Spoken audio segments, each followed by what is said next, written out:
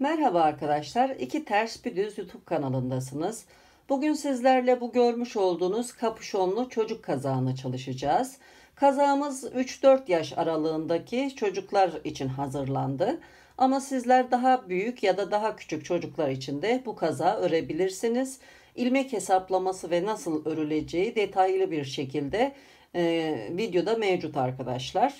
Ayrıca şu şekilde 5 yaşa kadar olan çocukların standart beden ölçülerini de paylaşıyorum. Buradan ekran görüntüsü alarak yararlanabilirsiniz.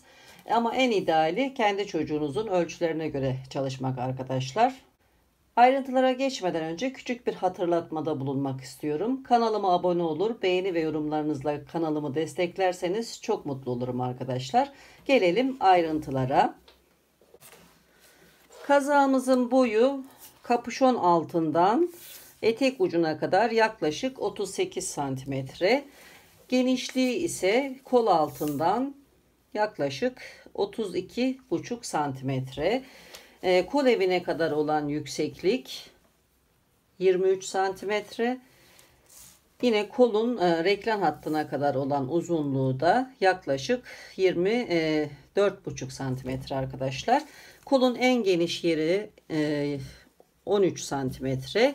Bilek genişliği de 8 santimetre arkadaşlar. Kazağımızı örmeye kapüşondan başlıyoruz. 2 santimetre uzunluğunda içi boş bir kanal ördükten sonra örmeye devam ediyoruz. İstediğimiz uzunluğa geldikten sonra ördüğümüz parçanın iki ucunu birleştirip dikiyoruz. Bu şekilde gördüğünüz gibi dikiş yeri belli olmuyor arkadaşlar. Kapüşon tamamlandıktan sonra kapüşonun alt kısmından ilmek çıkartıyoruz. Yaka bölümünü çalıştıktan sonra reklam hattı oluşturup reklam bölümünü örüyoruz. Önce sol kolu örüyoruz. Dikişli olarak çalıştım arkadaşlar. Daha kolay örmek için. Gördüğünüz gibi dikiş yeri belli olmuyor. Ben burada kolları kıvıracağım için şu şekilde lastik bölümünü çorap şişleriyle yuvarlak olarak ördüm. Ama sizler dikişli de çalışabilirsiniz. Ayrıca ilmekleri kapatırken triko lastik kapatma tekniğini uyguladım. Gördüğünüz gibi. Aynı şekilde etek ucunda da aynı yöntemi uyguladım. Kazağı örüp bitirdikten sonra da 85 santimetre uzunluğunda bir kordon örüp bu kanala geçirdim ve kazağımız hazır hale geldi arkadaşlar. Gelelim gerekli malzemelere. 100 gramı 200 metre olan %60 pamuk, %40 akrilik ip kullandım arkadaşlar. 3 yumak tam geldi. Ama sizler farklı ipler de kullanabilirsiniz. Bebe yünleri daha esnek ve yumuşak olacaktır. Kapüşonu örmek için 3,5 ve 4 numara yuvarlak şiş kullandım. 40 cm uzunluğunda. Beden bölümü de 60 cm uzunluğunda 4 numaralı yuvarlak şişle ördüm. Ayrıca kol bölümünü yuvarlak örmek isterseniz 3,5 numara çorap şişi gerekiyor, 4 adet arkadaşlar. Bir de kordon bölümünü yine bu şişlerle ördüm. Dikiş işlemleri için bir yün iğnesi, reklam hatları için birkaç ayraç, bir makas ve bir ilmek tutucuya ihtiyacımız olacak.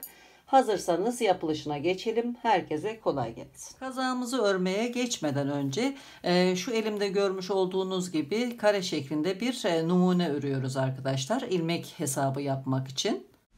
Kullanacağım ip ve 4 numara şişle ördüm. Daha sonra bunu ıslatıp düz bir zeminde kuruttum ve şimdi 1 santimetre kareye kaç ilmek ve kaç sıra düşüyor bunu hesaplayacağız. Bu çok önemli çünkü istediğimiz büyüklükte öreceğimiz kazaklarda bu hesaplamayı yapmamız şart arkadaşlar. Ben ölçtüğüm zaman 10 santimetrelik bir uzunluğa 20 ilmek denk geldi. 10 santimetrelik yüksekliğe de 27 sıra denk geliyor. Buradan hesap ederek 1 santimetre kareye kaç ilmek ve kaç sıra denk geldiğini hesapladım. 10 santimetreye 20 ilmek denk geliyordu. Ona böldüğümde 1 santimetreye 2 ilmek denk geldi. Aynı şekilde 10 santimetreye 27 sıra denk geliyordu. Ona böldüğümde 1 santimetreye 2,7 sıra denk geldiğini gördüm. Şimdi kapüşon için kaç ilmek alarak başlayacağız? Bunu hesaplayacağız. Birkaç hesaplama yapacağız ama sırası geldikçe bu hesaplamaları yapacağız arkadaşlar. Kafanız karışmasın böyle bu şekilde sayılar ve hesaplama görünce. Sırası geldiğinde anlattığımda çok daha rahat anlayacaksınız. İlk önce kapüşonumuzun ön bandını örerek başlayacağız. İçi boş bir bant öreceğiz arkadaşlar. 2 santimetre uzunluğunda olacak. Bunu hesaplamak için öreceğimiz kişinin veya çocuğun yüzünü şu şekilde ölçüyoruz. Burası yüz bölüm olduğunu düşünelim. Kulakların ön bölümünden yüz çevresini çene altından tam olarak ölçüyoruz. Ben ölçtüm. 55 santimetre geldi. Bu 55 santimetreyi şimdi ilmek sayısına çevireceğiz. Bunun için de 1 santimetreye 2 ilmek denk geliyordu. 55 ile 2'yi çarptığımda 55 santimetreye 110 ilmek denk geldi arkadaşlar. Kapüşonumuza 110 ilmekle başlayacağız. Artı bir ilmek de ekliyoruz.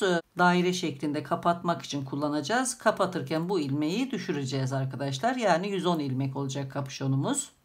Kapüşonu örmek için 3,5 numara 40 santimetrelik yuvarlak şiş kullanacağım. Düz örgü ördüğümüz için kapüşonun ağız kısmının esnememesi için 4 numara yerine 3,5 numara yarım numara daha düşük şiş kullanıyorum.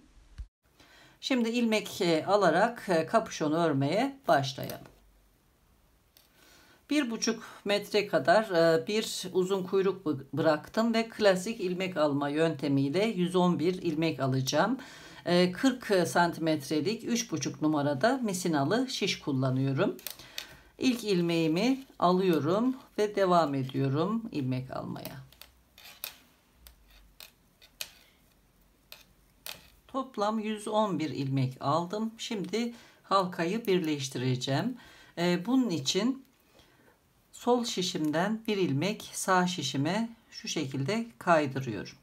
Daha sonra da sol şişimdeki bir ilmeği bu kaydırmış olduğum ilmeğin üzerinden aşırarak bu ilmeği düşürüyorum.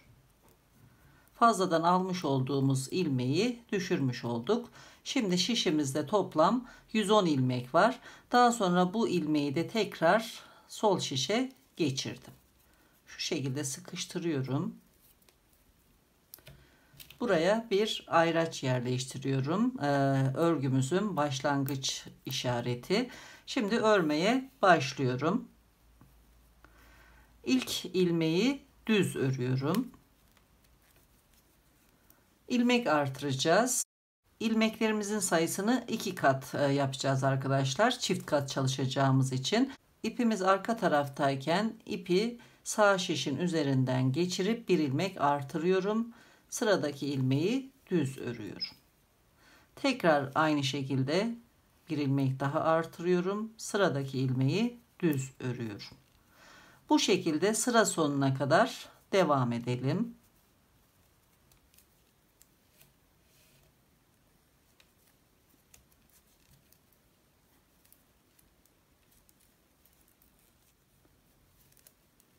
Son ilmeği de örüyorum ve son artışı da yapıyorum. Çünkü başlangıçta bir ilmek örüp sonra artırmıştık. Burada da ilmeğimizi ördük, artışımızı yaptık. Şimdi ikinci sıraya başlıyorum. İkinci sırada ipim arkada, ilk ilmeğimiz düz. Bu ilmeği örmeden sağ şişe kaydırıyorum. İpi ön tarafa alıyorum. Burada bu ilmeği şu şekilde ters ördüm. Tekrar ipi arka tarafa alıyorum. Sıradaki düz ilmeği yine örmeden sağ şişe kaydırıyorum. Artırmış olduğum ilmeği ters örüyorum. Bu sırada düz ilmekleri örmeden kaydırıyoruz. Artırmış olduğum ilmekleri ters örüyoruz arkadaşlar. Sıra sonuna kadar devam edelim.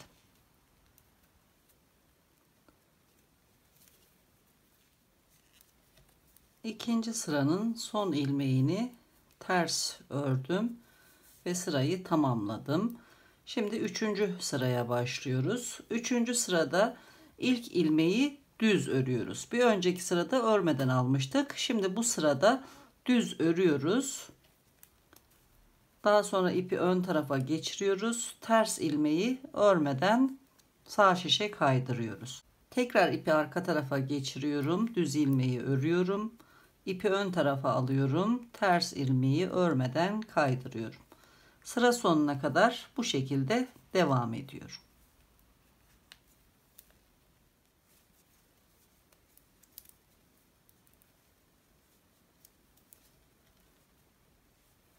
Üçüncü sıranın sonuna geldim. Son ters ilmeği de örmeden kaydırdım. Şimdi dördüncü sıraya başlıyorum. Bu sırada düz ilmekleri örmeden alıyoruz. Ters ilmekleri örüyoruz. İpim arkada. İlk düz ilmeği örmeden kaydırıyorum. İpi öne alıyorum. Sıradaki ters ilmeği örüyorum.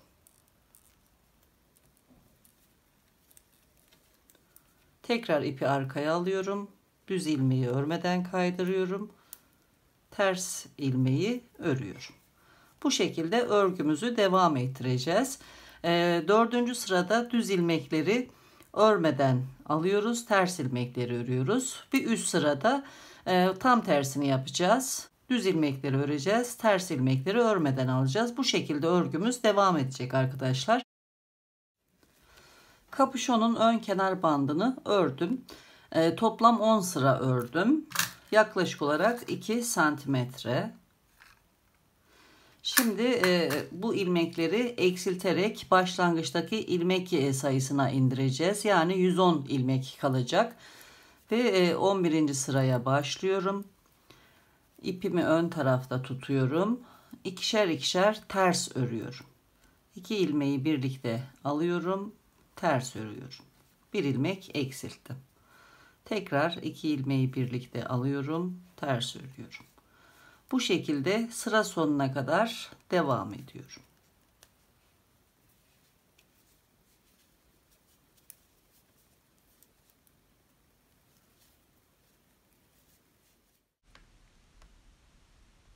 Sıra sonuna geldim.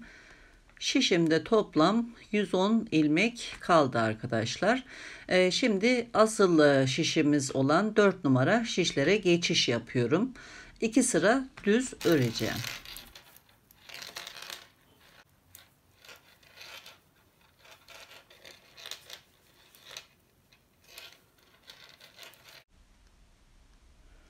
Bu şekilde örmeye devam ediyorum. 4 numara şişlerle 2 sıra düz örelim.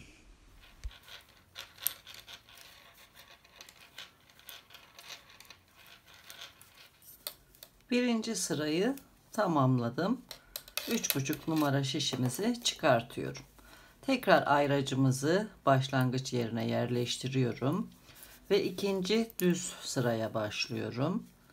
Aynı şekilde düz örerek devam ediyorum.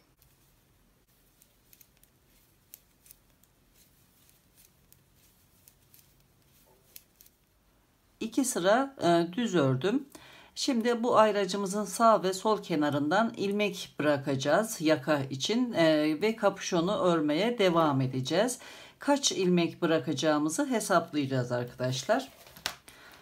Burada 100 bölümünü ölçmüştük. 55 santimetreydi. Bu 55 santimetrenin %15'ini çıkartacağız ve kapüşonu o şekilde örmeye devam edeceğiz. %15'ini şu şekilde hesaplıyoruz. 55 santimetreyi 15 ile çarpıp çıkan sonucu da 100'e bölüyoruz. 8,25 santimetre çıkıyor. Küsuratı almıyorum. 8 santimetre çıkartacağım. 8 santimetreyi de ilmek hesabına çeviriyorum. 1 santimetreye 2 ilmek düştüğü için 8 ile 2'yi çarpıyorum. 16 ilmek. Yani bu ayracın hem sağ hem de sol kenarından toplam 16 ilmek çıkartacağız. 16'yı da 2'ye böldüm. 8'er ilmek çıkartıyoruz. Ve biz kapüşonumuzu örmeye 94 ilmekle devam edeceğiz. Bunu da şu şekilde hesapladım. 8 santimetreyi 55 santimden çıkardım. 47 santimetreyi de ilmeğe çevirdim. Şişimizde 94 ilmekle kapüşon derinliğini örmeye başlıyoruz. Şimdi ilk sırayı örelim. Daha sonra kapüşonun derinliğini hesaplayacağız. Yani kaç sıra öreceğiz? Bunu hesaplayacağız arkadaşlar. Bu sırayı örelim. Şimdi ayracımızın sol tarafından 8 ilmek örüyorum. 1, 2, 3, 4, 5, 6, 7, 8. Dönüyorum ve bu ilmekleri bir ilmek tutucuya yerleştiriyorum. Bu ayraçtan sonra da 8 ilmek alıyorum. 1, 2, 3, 4, 5, 6, 7, 8. Toplam 16 ilmek ayırdım ön açıklık için. Şimdi kapüşonumuzu örmeye devam ediyoruz. Bu sıranın sonuna kadar örüyorum düz olarak.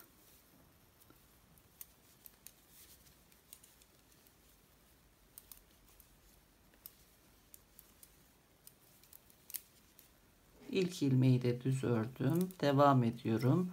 Sıra sonuna kadar devam edelim. Şimdi kapüşon için bir hesaplama daha yapacağız arkadaşlar. Kapüşon derinliğini hesaplayacağız. Şu şekilde üst bölümden kaç sıra öreceğimizi hesaplayacağız. Bunun için önce baş çevresinin uzunluğunu ölçüyoruz. Şöyle göstereyim. Kulakların üzerinden baş çevresini ölçüyoruz. Ben ölçtüm 50 santimetre. Bu 50 santimetreden ön açıklık için ayırmış olduğumuz 8 santimetreyi çıkartıyorum. 42 santimetre. Bu bulmuş olduğumuz santimetreyi de 2'ye bölüyoruz. 21 santimetre. 21 santimetre öreceğiz burası. Ama biz 2 santimetre bu bölüm için örmüştük zaten. Bu 2 santimetreyi de çıkartıyoruz. 19 santimetre. Biz 19 santimetre öreceğiz arkadaşlar. Bunu da hesap ediyoruz sıra olarak. 1 santimetreye 2,7 sıra düşüyordu. 19 santimetreyi de 2,7 ile çarptığımda 51,3 sıra örmem gerekiyor. Küsuratları atıyoruz. 52 sıra öreceğiz arkadaşlar. Dönüyorum.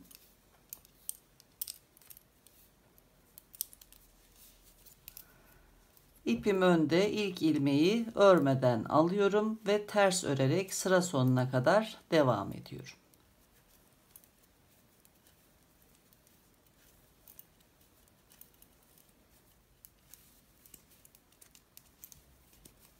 Sıra sonuna kadar ördüm, dönüyorum. Dönüşte ilk ilmeği örmeden alıyorum. Şu şekilde ipim arkada. Örmeden aldım ve düz örerek devam ediyorum. Bu şekilde örmeyi sürdürelim arkadaşlar. Kapüşonun örme işlemini tamamladım. Bu ters örgüden itibaren 52 sıra ördüm. Şimdi ipi keseceğim ve bu ilmekleri karşılıklı dikerek kapüşonu tamamlayacağım. Dikmek için bu çevrenin 3 katı kadar ip ayırıyorum arkadaşlar. Şu şekilde. 1 kat, 2 ve 3 kat ip ayırdım. Buradan ipi kesiyorum. Kapüşonun üst kısmını dikmeye başlıyorum. Arka taraftaki şişin ilk ilmeğine önden batıyorum şu şekilde. İkinci ilmeğe ise sol taraftan batıyorum. İlmekleri serbest bırakıyorum.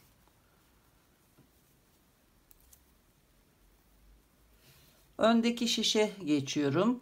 Buradaki her iki ilmeğe de sağ taraftan batıyorum. İlmekleri serbest bırakıyorum. Tekrar arka tarafa geçiyorum. Burada son serbest bırakmış olduğum ilmeği buluyorum. Üstten ilmeğimize batıyorum.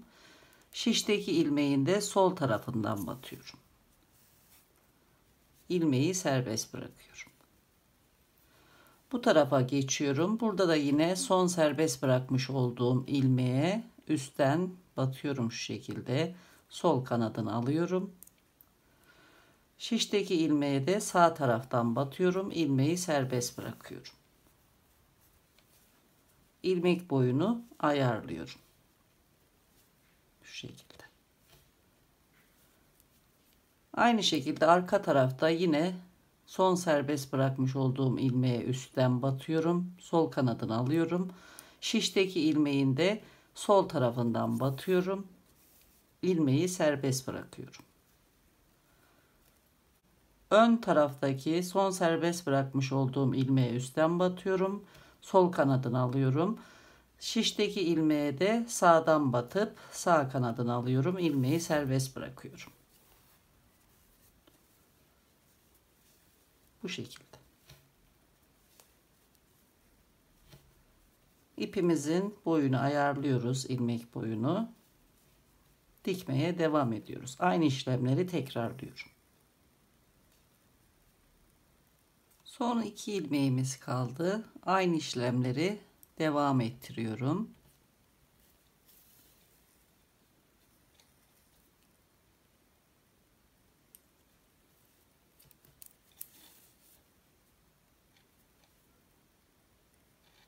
Son ilmekleri dikiyorum.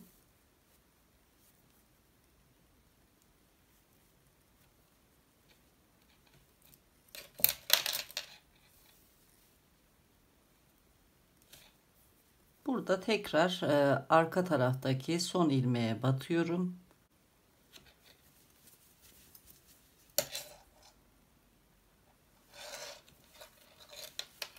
İğneyi iç tarafa çekiyorum. Şu şekilde. Burada önce ipi sabitliyorum. Daha sonra ilmekler arasında ipi temizleyeceğim.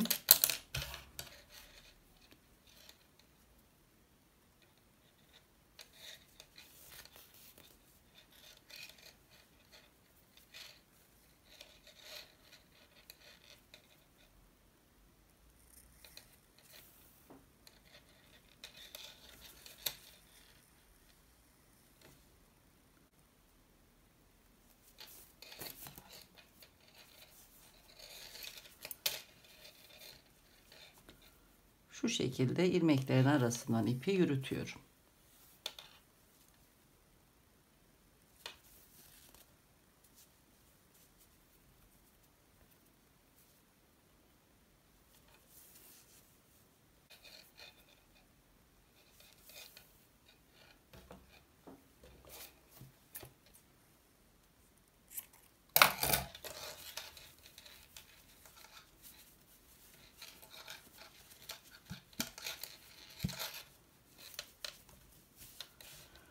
Kapüşonun örme işlemini tamamladım.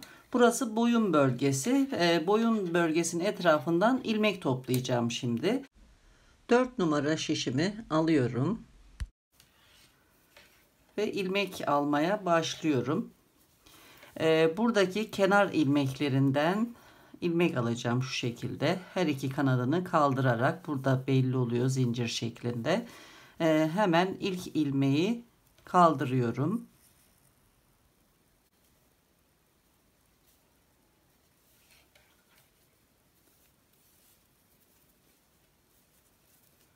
Sırayla devam ediyorum. Her iki kanadını kaldırarak aradan ilmek alıyorum.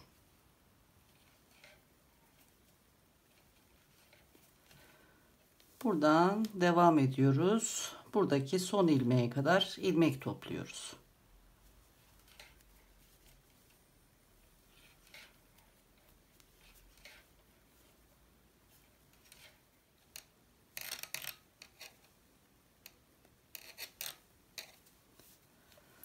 Boyun kenarından toplam 52 ilmek aldım. Bu başlangıçtan orta bölüme kadar, dikişe kadar 26 ilmek. Buradan da buraya kadar 26 ilmek. Toplam 52 ilmek oluyor arkadaşlar. Şimdi ilmek tutucudaki ilmekleri de örerek orta bölüme geleceğim. Bu ilmeklerin yarısını başlangıçta örmüştük. Şimdi bu örmeden aldığımız diğer yarısını örerek tamamlayacağız.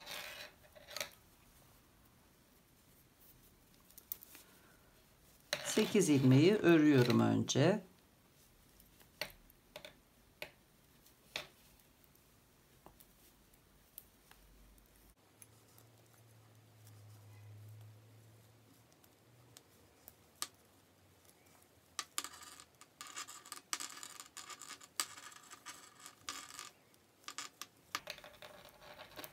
Orta bölüme geldim. Şimdi bir sıra düz örerek buraya kadar devam edeceğiz. Buradan ilmekleri örmeye başlıyorum. Bir sıra düz örelim.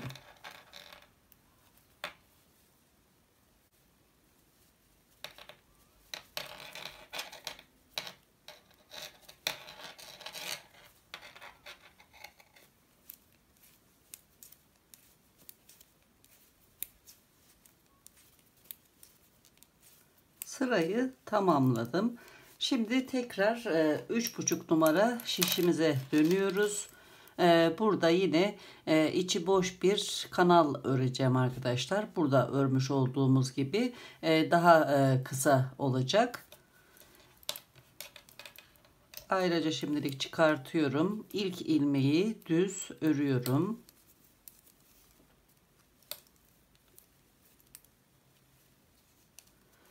Daha sonra arka taraftan şöyle şişin üzerinden bir ilmek artırıyorum. Düz ilmeği örüyorum. Bu şekilde sıra sonuna kadar devam ediyorum. Bir ilmek artırıyorum. Bir ilmek düz örüyorum.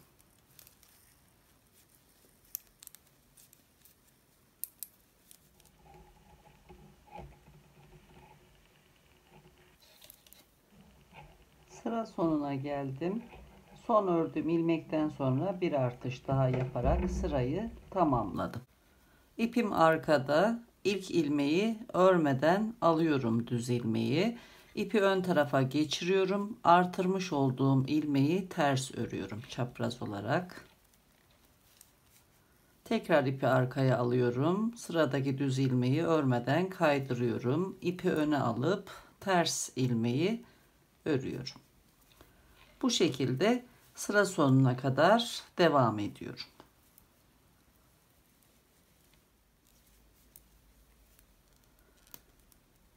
Son artırmış olduğum ilmeği de örüyorum. Sırayı tamamlıyorum. 3. sıraya başlıyorum. 3. sırada düz ilmeği örüyorum bu sefer. İpi ön tarafa geçiriyorum. Ters ilmeği örmeden kaydırıyorum. İpi arka tarafa alıyorum. Düz ilmeği örüyorum. Tekrar ipi öne alıp ters ilmeği örmeden kaydırıyorum. Bu şekilde örgümüzü sürdürüyoruz. Bundan sonraki sırada düz ilmeği örmeden alıp ters ilmeği öreceğiz. Daha sonra tam tersini yapacağız. Aynen burada örmüş olduğumuz gibi artırdığımız ilk sıra da dahil olmak üzere toplam 5 sıra bu şekilde örelim.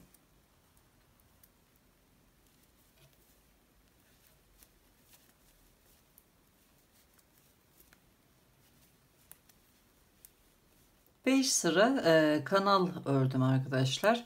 Şimdi 6. sırayı örerken ilmek sayımızı başlangıçtaki ilmek sayısına düşüreceğiz. Yani 2 ilmeği birlikte öreceğiz. İpimi ön tarafa alıyorum. 2 ilmeği birlikte ters örüyorum. Aynen burada yapmış olduğumuz gibi ilmek sayısını normal sayıya düşürüyorum. Sıra sonuna kadar bütün ilmekleri ikişer ikişer ters örelim.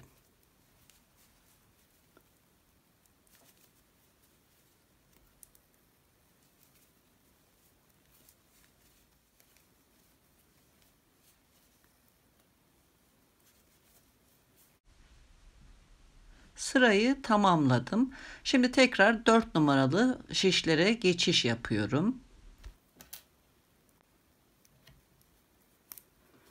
İlk ilmeği örmeden alıyorum. Sadece bu sıraya mahsus olarak bir sıra düz öreceğim.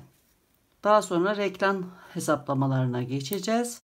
4 numara şişlerle bu sırayı düz olarak sıra sonuna kadar örelim.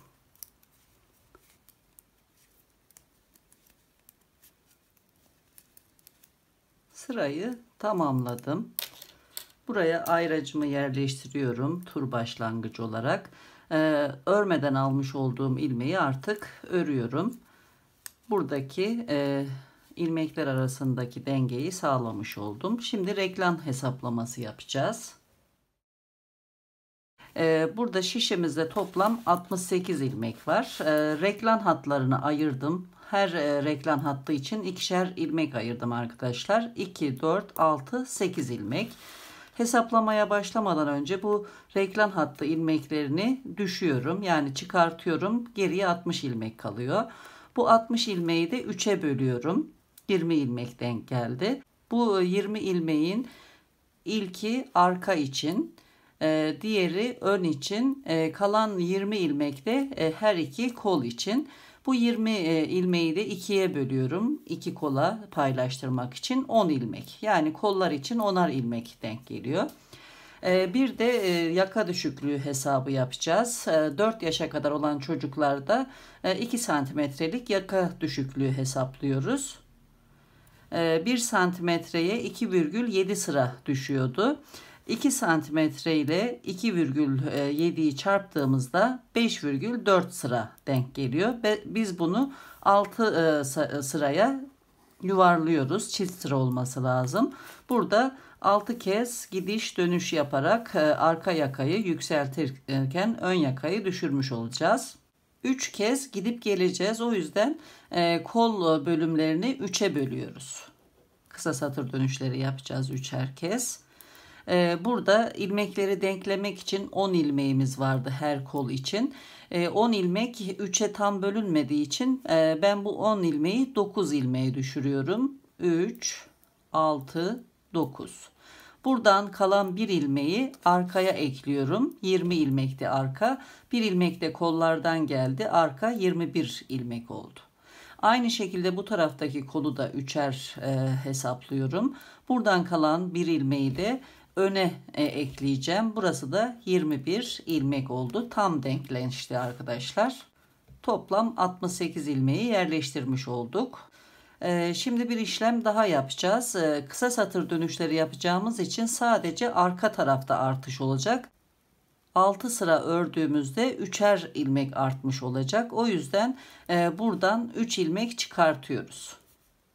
Burası 18 ilmek kalıyor. Arka 18 ilmek olacak. Buradan çıkardığımız 3 ilmeği ön tarafa ekliyoruz.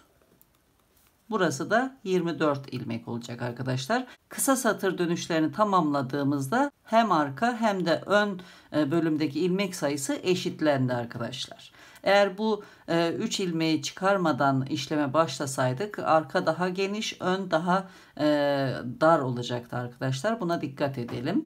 Şimdi işaretleri yerleştiriyorum. Daha iyi anlaşılacak. Şu şekilde ayraçlarla ben ilmeklerimi ayarladım. Burası tam orta nokta, kırmızı işaretin olduğu yer. Bu işaretin sağında 12, solunda da 12 ilmek işaretledim. Toplam 24 ilmek. Burası ön bölüm. Bu yeşil ayraçlarla ayırdığım ilmekler ikişer ikişer ayırdım. Reglan hatları. Burada iki reglan hattı arasındaki kol ilmeklerinde üçer üçer ayırdım. Burası sağ kol.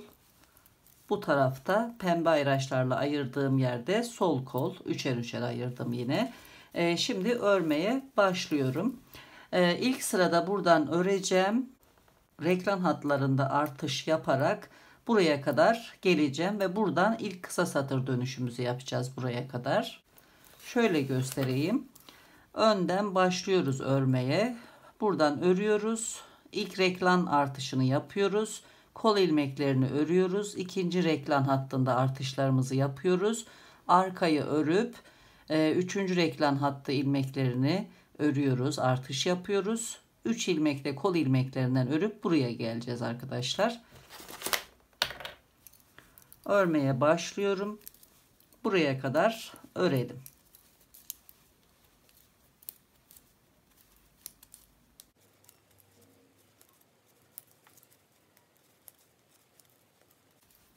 Birinci reglan hattına geldim.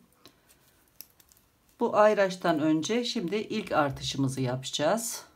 Burada alt sıranın ipini şu şekilde kaldırıyorum. Sol şişimle arkadan batıyorum. Daha sonra çapraz bir şekilde bu ilmeği düz örüyorum. Gördüğünüz gibi ilmeğimiz sağ tarafa doğru yattı. Ayracımı alıyorum. 2 reklam hattı ilmeklerini örüyorum düz olarak. Ayraçtan sonra bir artış daha yapıyorum. Bu sefer alt sıranın ipini kaldırıyorum. Sol şişimle önden batıyorum şu şekilde ve düz örüyorum. Şöyle arka kanadını alarak düz örüyorum. Çapraz örmüş oluyorum. Bu ilmeğimiz de sol tarafa yatmış oluyor şu şekilde. Devam ediyorum örmeye.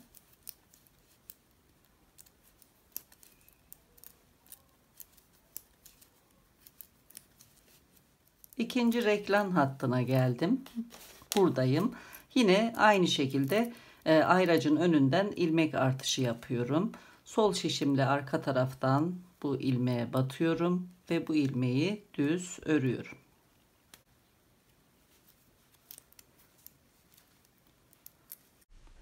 İki reklam hattı ilmeğini düz olarak örüyorum. Şimdi sol şişimle önden batıyorum. Bu ilmeği de çapraz örerek bir ilmek de buradan artırdım. Devam ediyorum.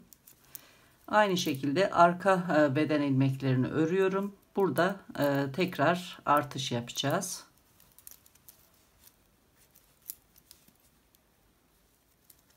Üçüncü reklam hattına geldim.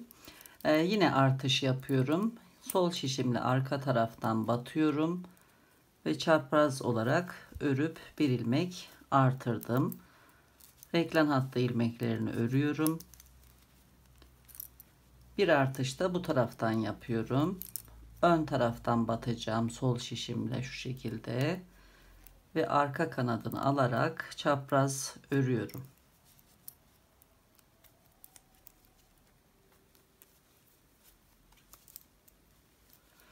Kol ilmeklerine geldim. Şimdi 3 ilmek örüp dönüş yapacağım.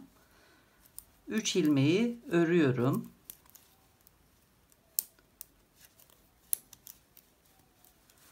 Burada artış yaptığımız için 4 ilmek oldu. Reklam artışımız bu ilmek. Ayrıca çıkartıyorum, dönüyorum. Bu örmüş olduğum ilmeği tekrar sağ şişe geçiriyorum. Şu şekilde ipimi geriye doğru çekiyorum. Burada 2 ilmek oluşturdum. Delik oluşmaması için bu işlemi yapıyoruz. Daha sonra ipi tekrar ön tarafa geçiriyorum ve ilmekleri ters örüyorum. Bütün ilmekleri ters öreceğiz. Ters sıralarda ilmek artışı yapmıyoruz reklam hatlarında. Bu şekilde ters örerek bu ilk mavi ayraca kadar öreceğim arkadaşlar.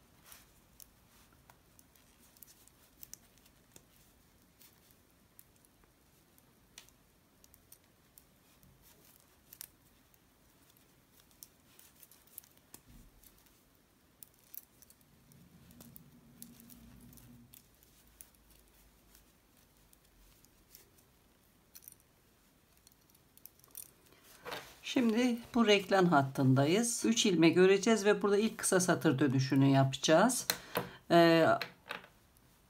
Reklam artışı ilmeğini saymıyorum. Bir ilmek ördüm. Bu ayraca kadar 3 ilmek örüyorum.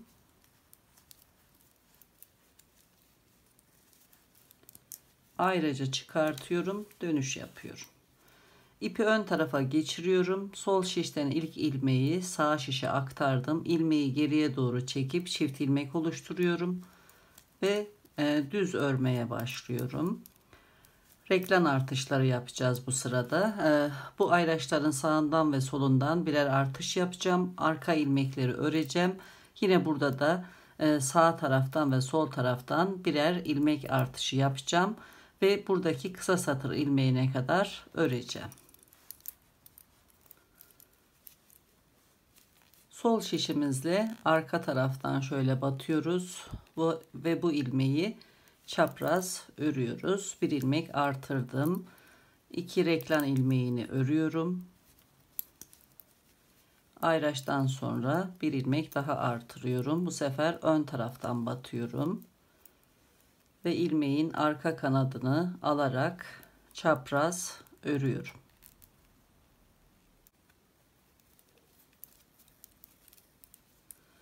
Bu şekilde devam ediyorum.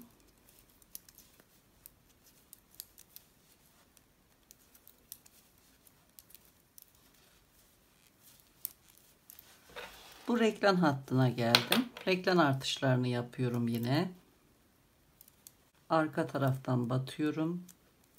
Bu ilmeği çapraz örüyorum. Reklan ilmeklerini de ördüm. Ayraçtan sonra bir ilmek daha artırıyorum.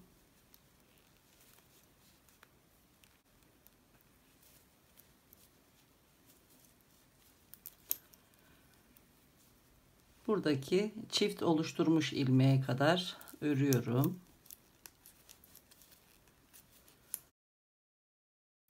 Kısa satır ilmeğine geldim. Bu çift ilmeği ikisini birlikte şu şekilde alarak örüyorum. Ayraca kadar devam ediyorum.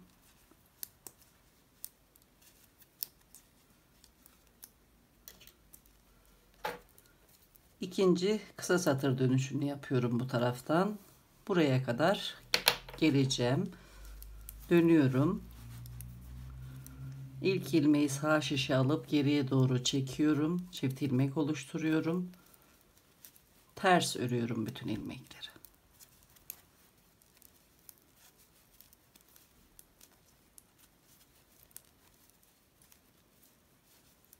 Kısa satır ilmeğine kadar geldim. Yine bu çift ilmeği bu şekilde ikisini birlikte örüyorum.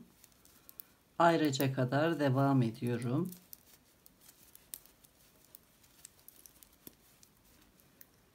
Dönüyorum. Buradayız. Şimdi tekrar dönüş yapacağız. Buraya kadar öreceğiz. İlk ilmeği ipim önde, sağ şişe alıyorum. İlmeği geriye doğru sıkıştırıyorum. Çift ilmek oluşturuyorum. Devam ediyorum.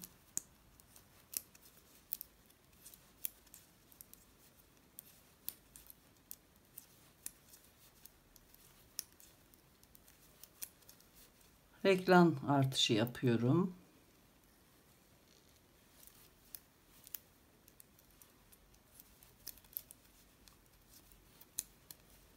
Ayraçtan sonra da bir ilmek artırıyorum.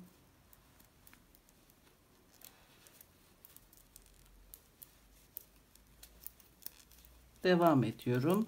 Burada da yine reklam artışlarını yapıyorum. Kısa satır ilmeğine kadar devam ediyorum.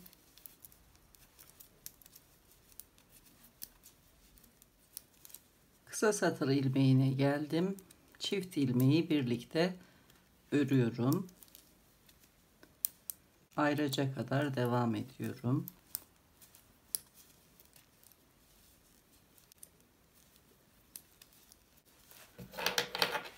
Şimdi buradayız. Buradan dönüşü yapacağız. Bu taraftaki son kısa satır dönüşümüz. Dönüyorum. İlmeği sağ şişe alıp geriye doğru çekiyorum. Ters örerek devam ediyorum. Buradan buraya kadar geliyorum.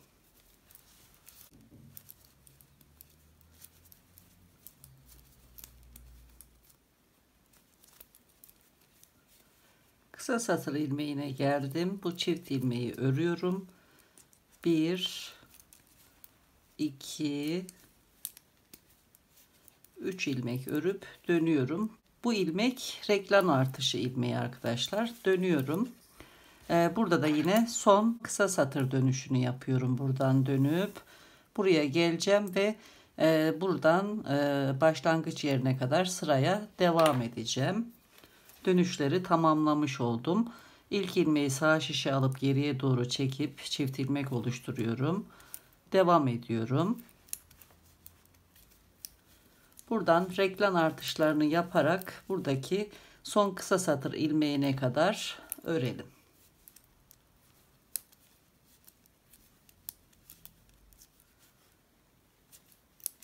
Kısa satır ilmeğine kadar ördüm. Bu çift ilmeği örüyorum. Şimdi buradayız. Burada hiç artış yapmamıştık. Şimdi reklam artışlarını yaparak başlangıç ayracına kadar buraya kadar öreceğim. Reklam artışlarını yapıyorum.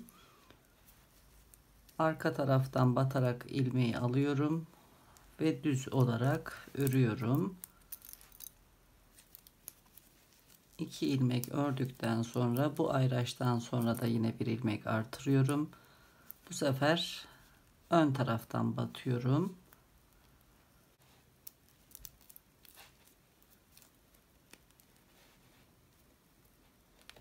Bir ilmek de bu taraftan artırmış oldum. Devam ediyorum buraya kadar.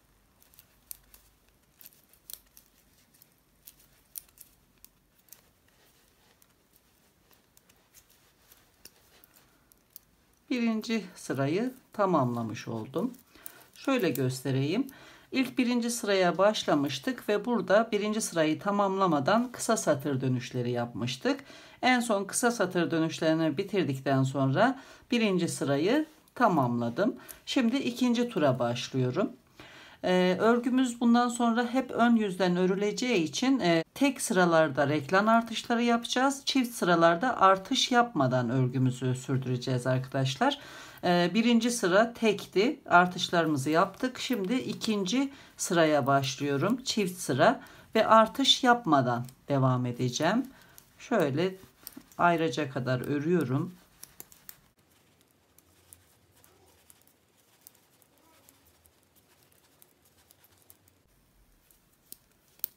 İkinci sırada reklam artış yerine geldim.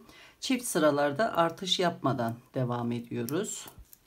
Bu şekilde öreceğiz. Sıra sonuna gelince 3. sıraya başladığımızda reklam hatlarının sağ ve sol kenarlarından göstermiş olduğum gibi artışlarımızı yapacağız. Tekrar 4. sırada artış yapmadan devam edeceğiz. Yani her iki sırada bir defa bu reklam hatlarında artış yapıyoruz arkadaşlar. İkişer artış yapıyoruz. Bir sırada 8 kez artış yapmış olacağız. Bu şekilde örgümüzü sürdüreceğiz. Şöyle göstereyim. Yaş aralığı, beden tablosu ve reklam uzunluğu 0 yaşa kadar olan bebeklerde 80 bedende ön reklam hattı uzunluğu bu bölümden ölçtüğümüzde 13 santimetre olunca kol ve beden ayrımı yapacağız. Aynı şekilde 1 yaşındaki bebeklerde 86 bedende 14 santimetre, 2 yaşta 14, 3 ve 4 yaşta 15'şer santim olunca kollar ve beden ayrılacak arkadaşlar. Biz 3-4 yaş aralığı çalıştığımız için ön reklam hat uzunluğu 15 santimetre olunca kolları ayıracağız. Şöyle de belirtmek istiyorum. Arka reklam hatları 2 santimetre daha uzun oluyor. Çünkü burada yaka düşüklüğü için 2 santimetre fazladan örmüştük. Yani ön reklam hattı 15 santimetre olunca arka reklam hattı da 17 santimetre olacak ve biz beden ayrımını yapacağız. 15 santimetre örelim. Kolları ayırırken tekrar birlikte çalışacağız.